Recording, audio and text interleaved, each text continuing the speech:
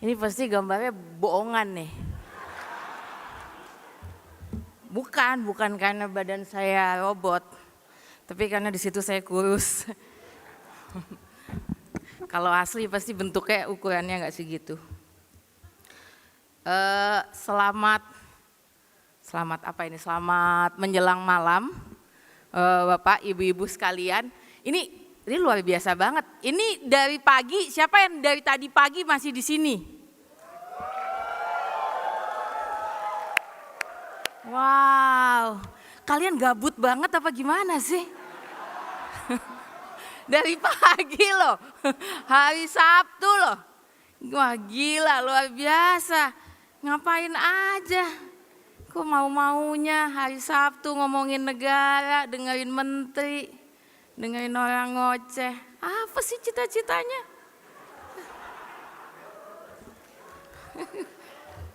Saya doain sukses loh.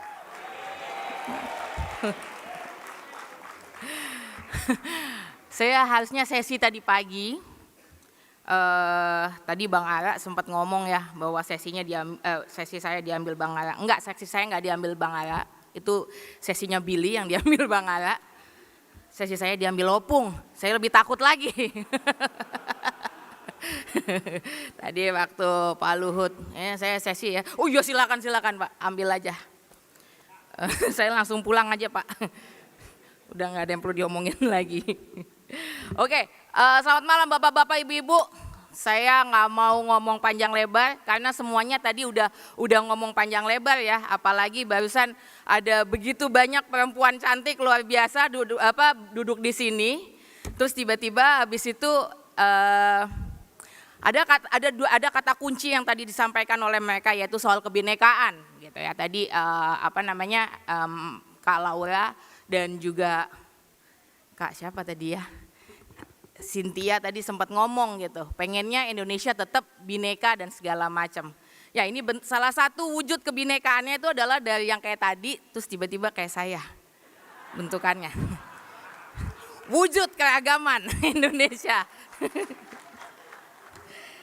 Ya, tapi sebenarnya menurut saya sudah nggak perlu lagi ngomong soal kebinekaan di sini, di tempat ini. Anda semua di sini sudah paham betul soal kebinekaan. Tepuk tangan untuk Anda dulu. Anda ini adalah orang-orang yang sangat paham soal kebinekaan. Dan enggak bukan karena kalian open minded, tapi karena kalian kepepet. Minoritas susah kalau nggak ngomongin kebinekaan. Tapi mari kita bicara soal kebinekaan. Tadi banyak sekali yang selalu ngomong, dari tadi pagi.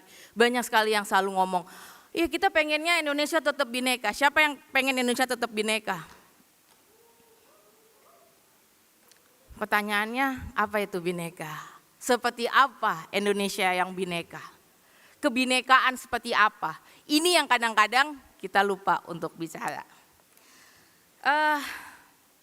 Tadi pagi lucu sekali sesinya, saya seharusnya sesinya itu setelah Pendeta Victor ya. Siapa yang tadi nonton Pendeta Victor dan yang lain?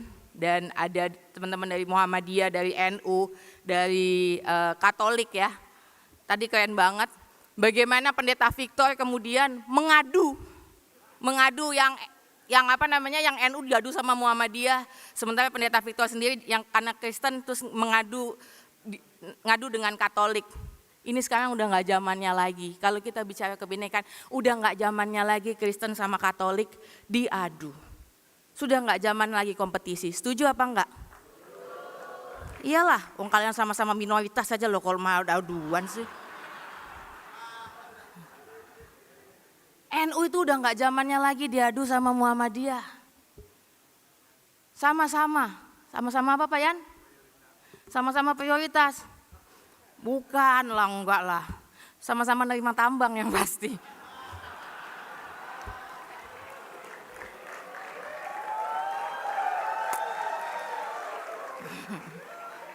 Ya udah nggak perlu diadu-adu lagi. Tapi kenapa hari ini masih penting buat kita untuk bicara soal kebinekaan, tetap penting buat kita untuk bicara keragaman. Karena hari ini Bapak Ibu, saya boleh minta tolong, tolong di yang bagian banyak foto, sebentar, lagi,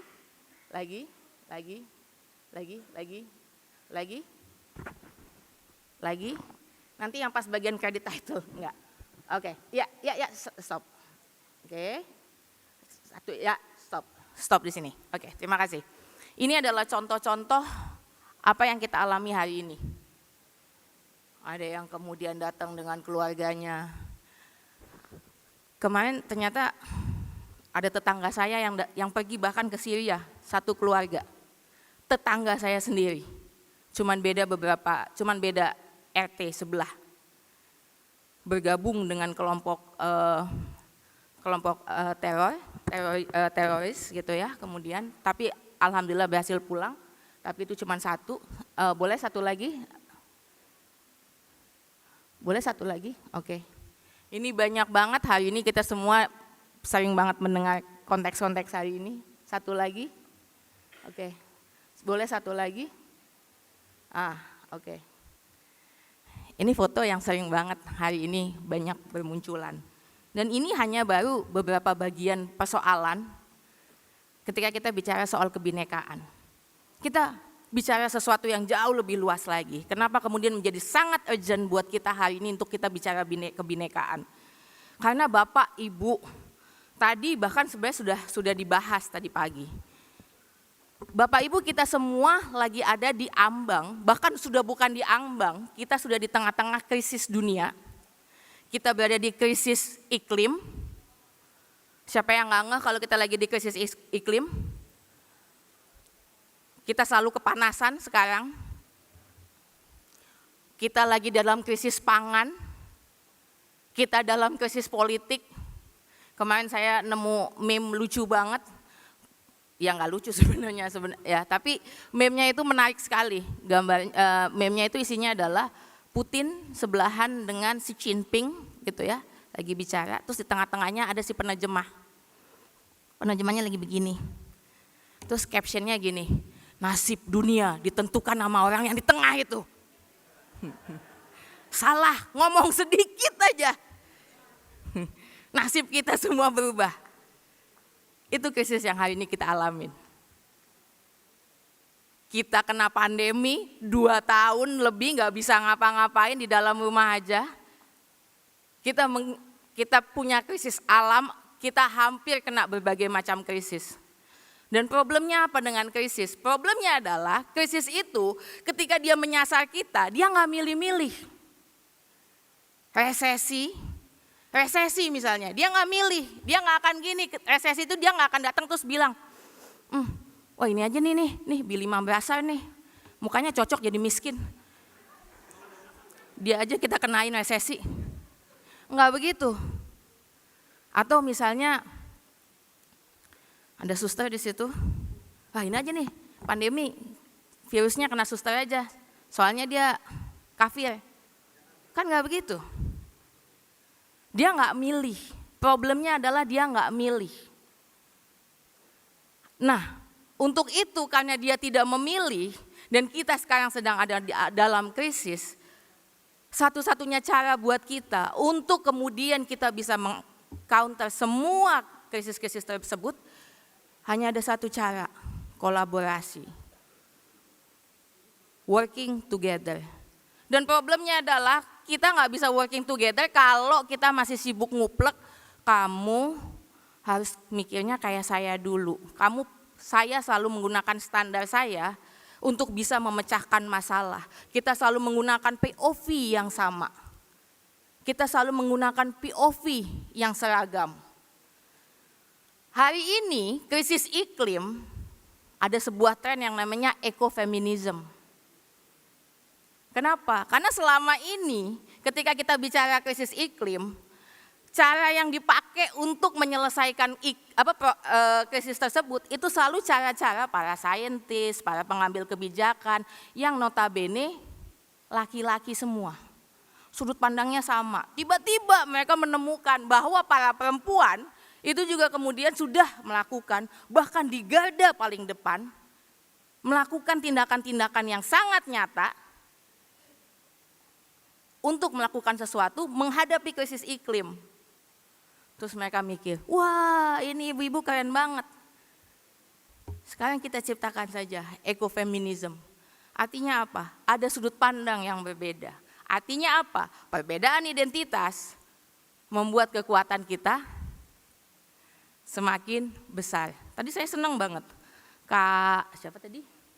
Kak Cynthia, siapa sih? Ada nggak yang nama Cynthia tadi? Nggak ada ya yang bicara tadi. Oh ya ada ya. Tadi sempat ngomong gitu bahwa dia berharap keragaman Indonesia itu kemudian menjadi kekuatan, dilihat sebagai kekuatan. Kak Laura juga tadi ngomong gitu. Dan itu yang paling penting. Tapi bagaimana caranya kita ngomongin soal kekuatan?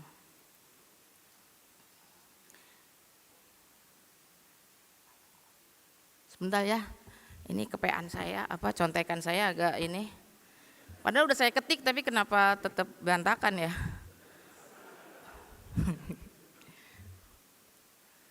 Ada beberapa poin yang ingin saya sampaikan ketika kita bicara soal keragaman. Bagaimana kita bisa mendapatkan atau mewujudkan keragaman tersebut. Yang pertama adalah ekosistem. Mari kita bangun ekosistem. Membangun kebinekaan, melihat kebinekaan sebagai sebuah kekuatan membutuhkan ekosistem. Dia butuh bahan bakar. Bahan bakarnya apa? Bahan bakarnya adalah toleransi, moderasi, respect, dan lain-lain. Tadi pagi saya dapat quote bagus sekali ya dari Romo siapa tadi yang dari Katolik? Ya iyalah Romo, masa dari Buddha. Beliau bilang persaudaraan akan tercipta kalau kita mau keluar dari diri kita sendiri. Kita nggak perlu keluar dari agama kita, yang penting kita keluar dari diri kita sendiri. Dan itu menurut saya luar biasa. Dan ini yang sering banget kita lupa. Kita ngerasa, ya kebinekaan itu saya harus nerima kamu. Kebinekaan itu ya udah, yang penting kita pakai baju beda. Billy dari Papua, dia pakai koteka. Saya nggak tahu, benar kan ya koteka ya? Saya pakai kebaya, tapi more than that. Bagaimana kita kemudian di dasarnya punya penghargaan. Lah kalau saya tetap nggak punya penghargaan buat Billy, nggak ada bedanya, nggak ada gunanya. Kebinekaan bukan kontestasi identitas. Dia adalah penghargaan terhadap identitas. Artinya apa? Ketika kita ngomong soal kebinekaan, bukan saya bilang gini, ya udah saya Islam, saya perempuan, saya orang kota, Billy dari Papua dan segala macam. Bukan soal itu, tapi kebinekaan itu dia bukan kontestasi identitas. Artinya apa? Artinya nggak ada satu orang pun yang perlu menonjolkan dirinya sendiri, tapi kita juga nggak perlu melebur. Saya nggak perlu jadi Billy, saya nggak perlu jadi orang Papua untuk bisa jadi saudaranya Billy. Kenapa sih kok Billy mulu? Iya, padahal ada Pak Jimmy ya. Saya nggak perlu jadi orang, saya nggak tahu soal Pak Jimmy aslinya mana. Hah? Semarang, ya orang Jawa juga. Payan, Sumba, sip. Tidak perlu jadi orang Sumba untuk minta sumbangan, enggak.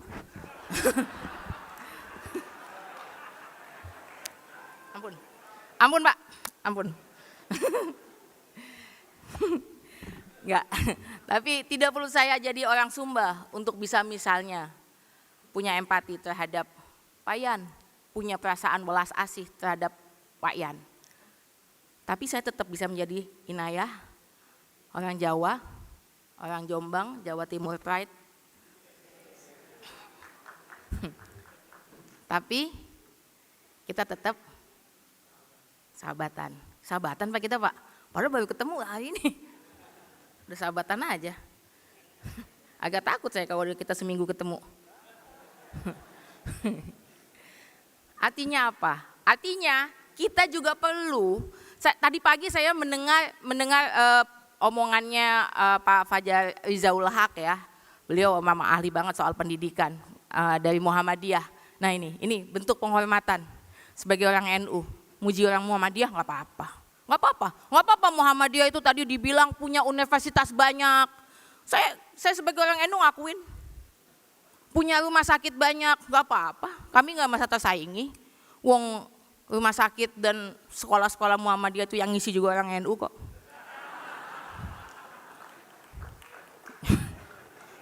Secara jumlah tetap gedean kami.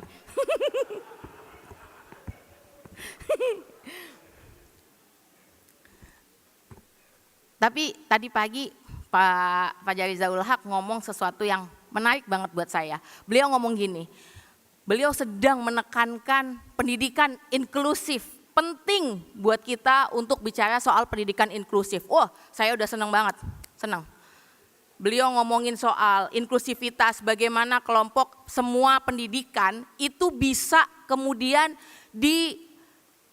didapatkan oleh semua kalangan. Senang banget nggak? Keren banget nggak? Keren banget. Saya cuma mau nambahin sedikit aja.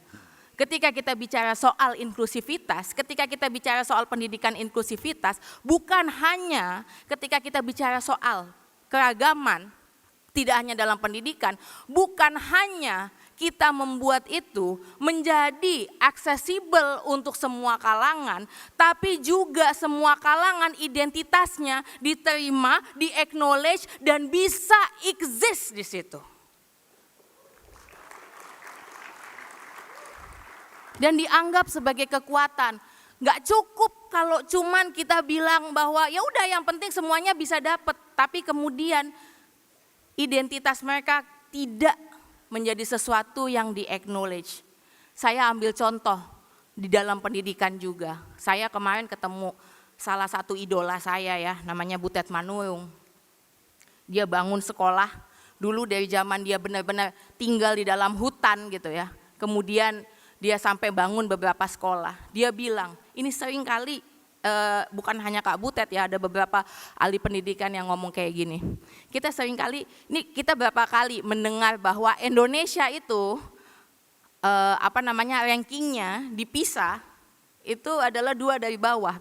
Seberapa sering kita ngomong kayak gitu? Illiterate, comprehensionnya rendah. Kalau Bapak Ibu buka sosial media pasti sering banget dengar komen kayak gini, dasar plus 62, comprehensionnya rendah banget.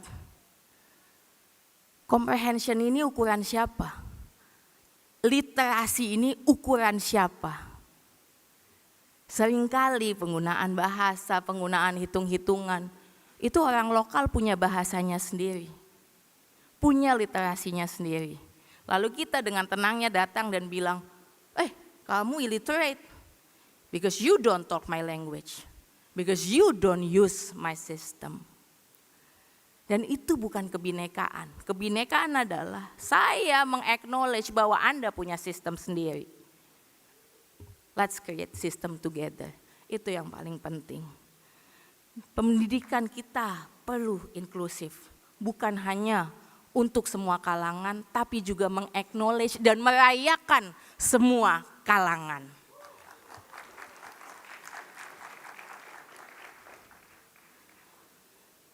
Apalagi yang bisa kita lakukan? Waktu saya udah mau habis, I'll make it fast. Apalagi yang bisa kita lakukan hari ini untuk tetap menjaga keragaman? Check your team, make sure tim Anda memang diverse. Kalau tim Anda tidak diverse, Anda sedang miss banyak sekali kekuatan. Saya kemarin lagi ngobrol sama ada salah satu negara, dari pemerintah negara di Eropa, negara Skandinavia. Dia bilang gini, kami itu sampai harus ngimpor imigran supaya beragam. Karena kami menyadari keragaman itu penting, karena itu kekuatan. Kita nggak perlu ngimpor, kita semua udah punya. Bahkan istilahnya tuh ambak-ambakan di mana-mana ada. Itu yang kita pakai, itu yang kita jadikan kekuatan. Kita udah dikasih, mari kita buat itu sebagai gift betul-betul. Check your team, apakah sudah diverse, dan Anda nggak bilang bahwa oke, tim saya kurang diverse nih, jadi untuk for the sake of representatif, saya harus masukin orang Papua di sini, saya harus masukin perempuan. Enggak. Bukan, kita nggak bicara soal token. Tapi ketika kita menyadari bahwa tim kita diverse, itu adalah karena kita sadar kita betul-betul butuh point of view-nya mereka, kita betul-betul butuh kekuatannya mereka. Itu yang penting.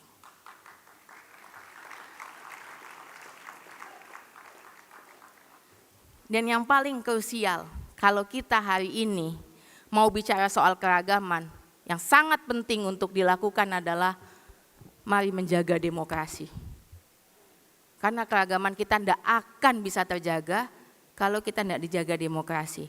Hari ini yang membuat Pak Jimmy bisa bebas bikin acara kayak gini adalah karena demokrasi.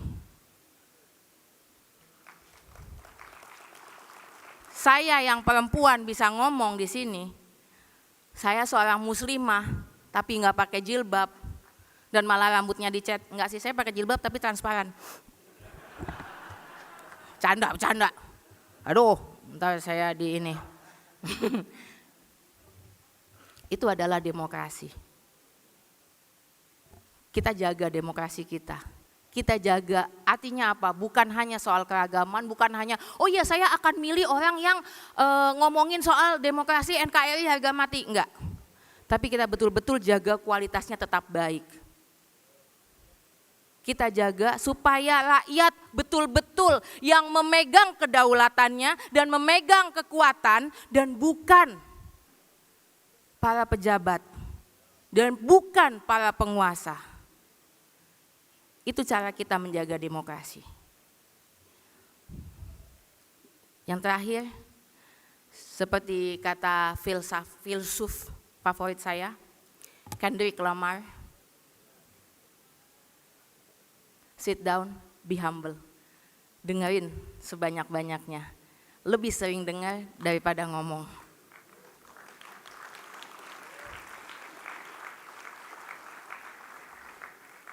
Fokuslah pada problem-problem yang perlu kita selesaikan. Nanti keragaman itu akan muncul sendiri. Fokus pada climate change, fokus mengatasi kemiskinan, fokus mengatasi stunting, fokus mengatasi kondisi-kondisi buruk di Indonesia, maka keragaman itu akan muncul sendiri. Yang paling terakhir, toleransi, keberagaman gak penting untuk dibicarakan, tapi dia harus keluar dalam bentuk keadilan sosial bagi seluruh rakyat.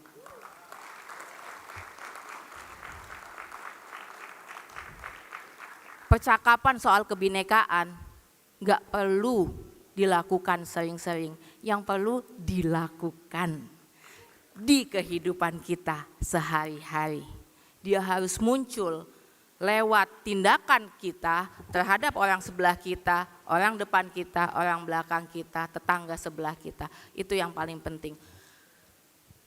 Paling akhir untuk menjaga keberagaman, mainlah yang jauh sejauh-jauhnya, dengarkan cerita-cerita yang berbeda. Seperti yang tadi disampaikan oleh salah satu kakak yang tadi Miss tadi itu. Beliau selalu bilang, tak kenal maka tak? Betul, tak kenal maka tak aruf.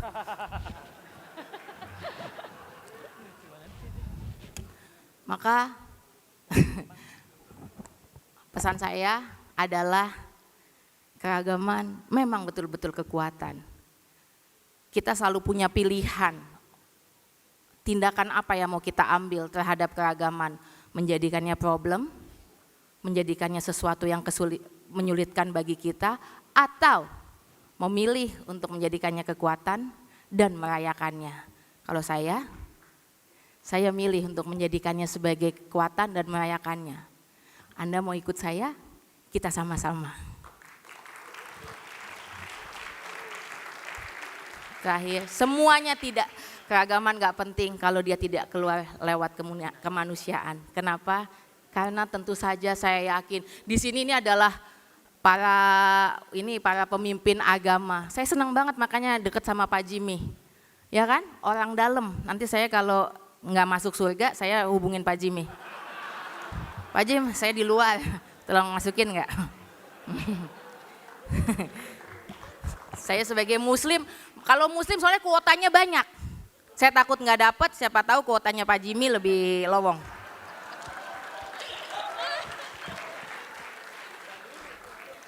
Di sini ada banyak sekali man of religion, man of God. Dan kita semua paham, Bapak Ibu semua adalah orang-orang yang sangat percaya Tuhan. Maka penting buat kita untuk percaya bahwa jalan terbaik menuju Tuhan adalah lewat kemanusiaan. Itu saja dari saya. Assalamualaikum warahmatullahi wabarakatuh.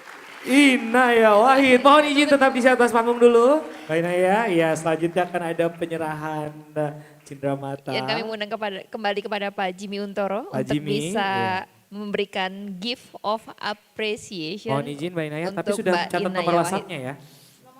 Pak Jimmy? Ya, Nah, ya jadi- siapa tahu nanti bisa kontek-kontekan. Iya. Nah, kalau Kalau saya udah mau berangkat ke akhirat, saya WhatsAppin Pak Jimmy. ngecek kuota ya Mbak ya. Terima kasih, silakan diterima.